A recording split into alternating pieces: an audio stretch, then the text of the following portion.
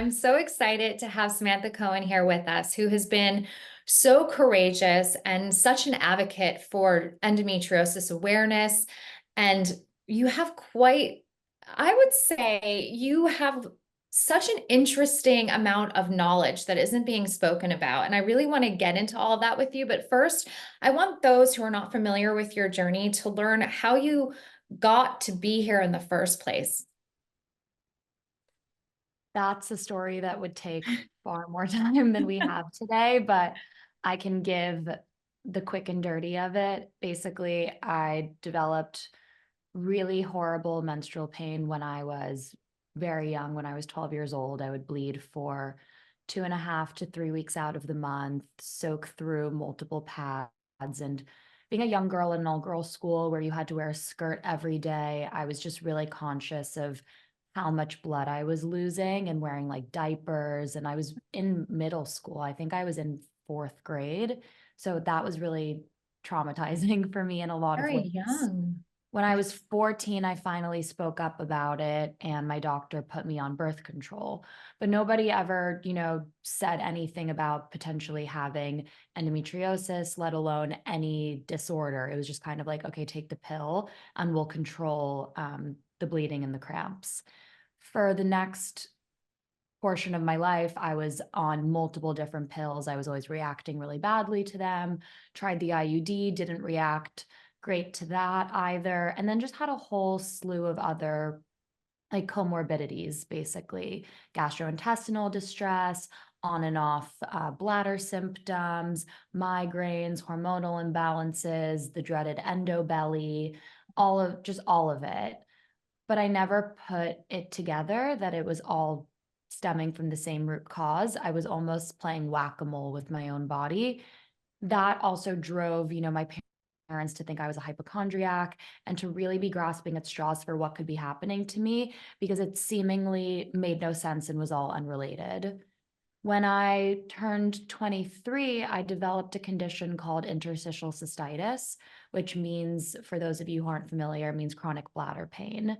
And for a while I was treated with antibiotics, but there was no bacteria in my urinalyses. So the doctors sort of put their hands up, said I had a chronic pain condition, and sent me on my way. From there, I developed a whole slew of other chronic pelvic pain conditions like pelvic floor dysfunction, pudendal neuralgia, vulvodynia. I mean, like I felt like I was collecting diagnoses as the pain was becoming more and more severe and pervasive without any understanding of what was happening to me. And I think because my endo journey involved so many other organs in my body and became like such a systemic chronic pain condition that existed outside of my menstrual cycle as well. So I was in chronic intractable pelvic pain all day, every day. It wasn't, isolated to the days that I bled or before and after. And due to that, I had to really start to understand and teach myself what these conditions really mean, how you treat them, and where they come from, because I was troubleshooting and I was going to tens of different specialists who were all treating me with their solutions, whether it was trigger point injections, pelvic floor PT, medication, bladder installations, on and on and on. And everything was just so fragmented. I couldn't figure out how this was all coming together. Mhm. Through my own research, I started reading about endometriosis and I started reading about women's journeys and a lot of the systemic issues, and things started to really click for me in my head. It was like long-term gastrointestinal issues. I would go get colonoscopies. I'd been to a million gastros who would just tell me I had oh my God, one diagnosis they gave me was so weird, called abdominophrenic dyssynergia, which Never heard that. basically, it was so bizarre. That was like the cause of my bloating, which basically just means that your stomach doesn't like when food enters it and then it reacts and goes haywire. I was like, this can't even be a real diagnosis. This is insane. Right, the human Um, body is rejecting being fed, yes, essentially. basically, essentially. Um, it just so weird, like all these really weird And things. Samantha, because that's what I was trying to touch on too with your journey. It's like you did one person at that time, pelvic floor therapist, anyone say this could be endometriosis? Was anyone? To the contrary, I had a pelvic pain physician, someone who's considered like one of the top OGs in New York, tell me that this was unequivocally not endometriosis because people with nerve pain don't have endometriosis. And looking back, I now have connected with so many women who pelvic nerve pain was part of their endometriosis profile. Yes. So I put myself through a lot with that diagnosis, really, challenging injections, pelvic floor Botox, nerve blocks, like everything. And for me, it was all based off my endo, like absolutely all of it. So eventually through my to go back, through just researching on my own and reading as much as I could, I decided that I must have endometriosis. I had the history of painful periods, excessive bleeding, gastrointestinal distress, hormonal imbalances, migraines, like you name it, you name it. So I Mhm. forced a doctor to put the camera inside of me and take a biopsy. I And when got you the said force the diagnosis. doctor, we always talk about having to be self-advocates, which Mhm. I love the empowering nature of it, but I also really despise the onus on the patient who's already dealing with so much to have to fight that hard. Were they not willing to? Why did you have to force them to do that? What was that conversation? Yeah, I couldn't find a doctor at the time who was willing to do it. Um, I was referred within this pelvic pain network to an endometriosis physician who I think based off the other doctor's recommendation was discouraging me from getting the surgery. And I ended up finding through a mutual friend a doctor who was not an excision specialist, but was a gyne surgeon who I was able to convince to do a biopsy. Okay. And that surgery didn't go well. I think he's not an excision specialist, but he said he deals with endometriosis. Like so many of us have had this experience where we're given inferior care by doctors who aren't at the highest level of their training. And he did a bladder hydrodistension on me, which left me with a lot of refractory pain. And that experience was really awful, to be honest. But I did get the diagnosis. I got the result from the biopsy, and that sent me on another 3.5 year journey to have three more surgeries until it was finally taken care of properly. And the best way that I've been able to explain it to myself at this point is that everyone's endometriosis is different. I think a lot of the symptoms that you experience come from where it's located in your body and how that's manifesting.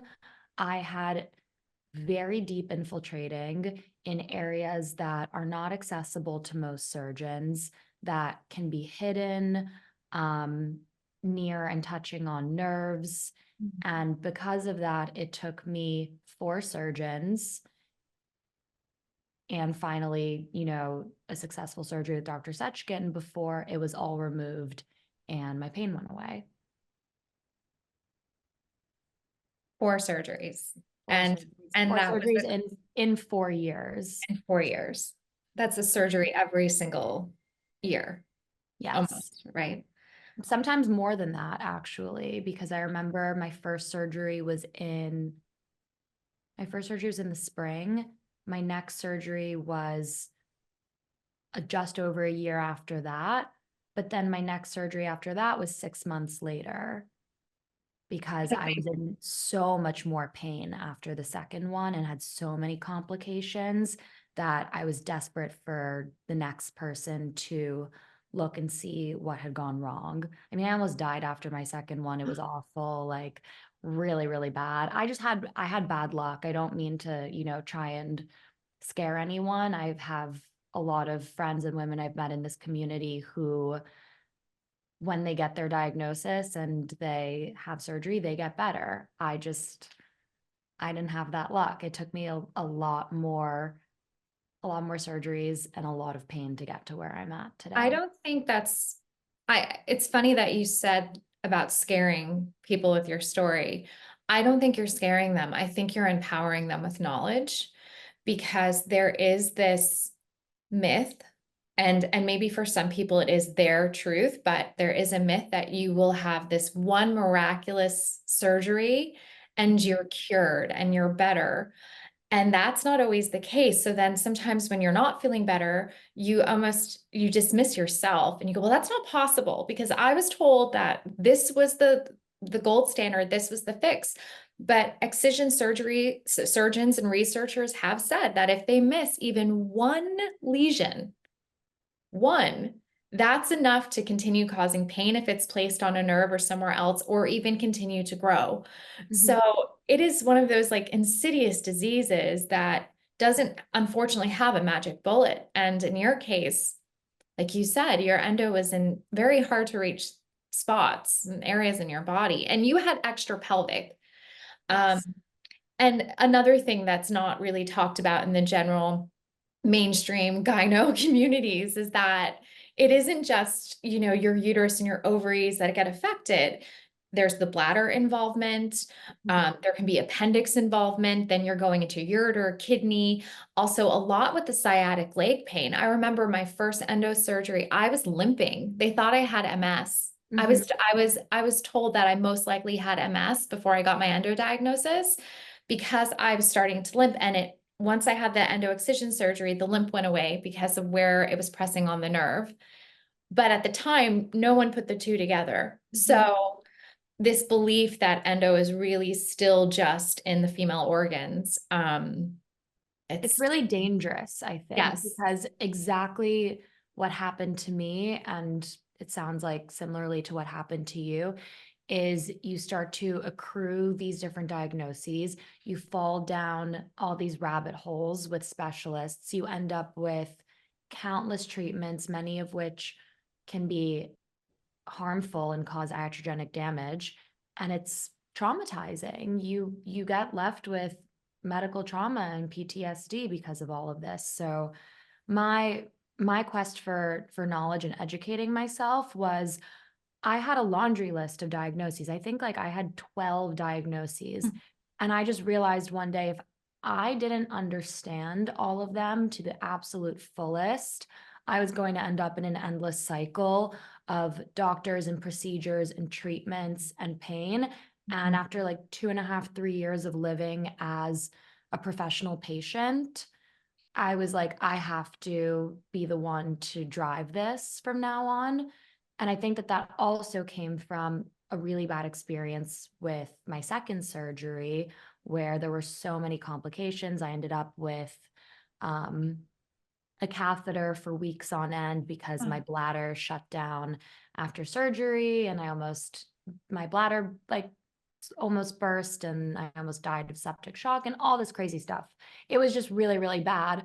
But the surgeon who had done that to me was top surgeon who wrote a book and is like celebrity endorsed and all this stuff. And I was just like, I don't trust doctors anymore.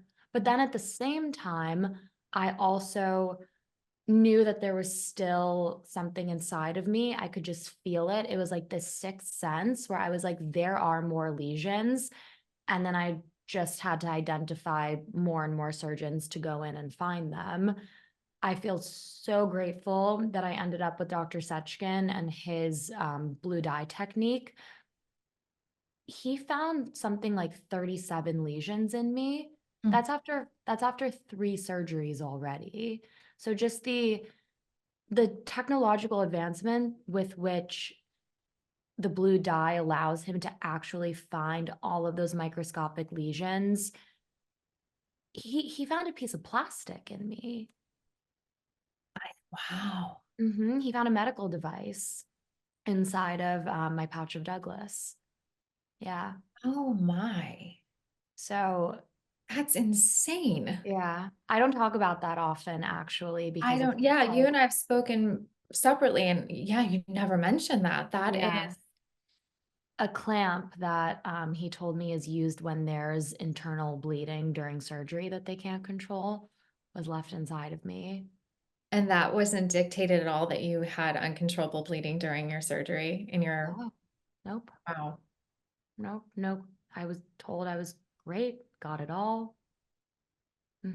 And then and the next morning I was in the hospital, like near death.